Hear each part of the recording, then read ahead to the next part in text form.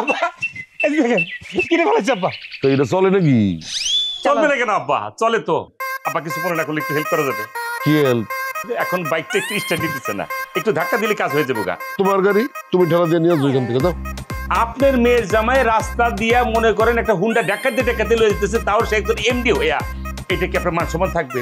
আঙ্গুরি কথা তো ঠিকই কইছে, এখন কি করবি? চল, উপায় নাই, দুজনে মিলে ধাক্কা দিই। যা আগা। আব্বা আমি পারবো না। আরে পারবি না কেন? জামাই যখন এমডি, তোর তো একটু ধাক্কা ধাক্কি করতে হইব। দে ধাক্কা দে। আব্বা আপনি কোনো টেনশন করেন না, সেই দিন বেশি দূরে না, আপনাকে 4 চাকার গাড়ি কিনে দেব। এসি সাইডে গাড়ির ভিতরে থাকিয়া আপনি বাজারে গিয়া চা অর্ডার দিয়ে খাইবেন, মালাই মার্কেট চা। জামাই মা বসাই দোয়াও চাই। 4 চাকার গাড়ির দরকার নেই, 2 চাকার গাড়ি ঠেলতে তো জান খারাপ হয়ে যাবো গা। তারপর 4 চাকার গাড়ি ঠেলতে গেলে তো আমি মরেই যাবো। তুমি যে কি পারবা সেটা আমি খুব ভালো করে বুঝতেছি। নে ধাক্কা দে। স্যার আপনি উঠেন, আমি ট্রাই করতেছি। তুমি চুপ করো তো, তুমি আগে আসলে আর ঝামেলাগুলো হয় না। তুমি যদি আমার এখানে 1 ঘন্টা আগে আসো, চেক দিলে কিন্তু কাজটা হয়ে যায়। স্যার কি করবো, আপনি তো জানেনই নতুন বিয়ে করছি স্যার, এই জন্য দেরি হয়ে গেছে। মাস্টার তুমি জসিমারে আবার স্যার বলতেছো কিসের জন্য? কাকা আমি তো ওই জসিম স্যারের অফিসে চাকরি নিয়েছি, বেতন 10,000 টাকা, আমার পোস্ট হইতেছে পরিচালক। আঙ্গুরি আমি এটা কি শুনতেছি? হ্যাঁ বলে 10,000 টাকা বেতনের চাকরি। তোর জামাইগুলি কি করতেছে? আমার তো মাথায় কিছু ঢুকতেছে না। আব্বা মাথা ঘুরলে তো হবে না, আপনি তো ব্যবসা বলতে চায়ের ব্যবসা ছাড়া আর কোনো ব্যবসা বুঝেন না। এরপরে যে কোটি কোটি টাকার ব্যবসা আছে, একটা কোম্পানি খোলা লাগে, এগুলো আপনার মাথায় ঢুকবে না। আশিক মেজাজ কিন্তু খুব খারাপ লাগতেছে।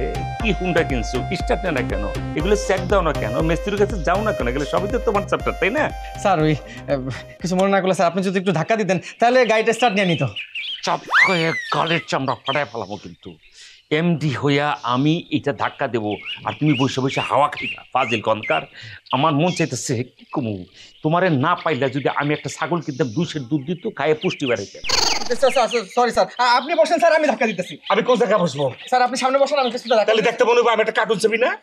তাহলে মানুষ কি মনে করবো? আমি কি বাবু বাচ্চা নাকি? এই ফাজিল আমি, আচ্ছা ঠিক আছে আমি ধাক্কা দেবো। মানে কি করবো, কতটা ইজ্জতের ব্যাপার। আব্বা দেখছেন আমার কপালে কি জোটে। ফাজিল তুমি তাড়াতাড়ি আজকে মিস্ত্রি ডাক দাও, এটা ঠিক করে। জি স্যার, জি স্যার। স্যার ধাক্কা স্যার। এই কাম করছে, আমি বলি দিই স্যার নে দেখি স্যার, দাও হইছে। আব্বা দোয়া করেন, দোয়া করেন, স্টার্ট দিছে, একসাথে যাইবা। আব্বা দোয়া করেন, আব্বা রাস্তা দিতে।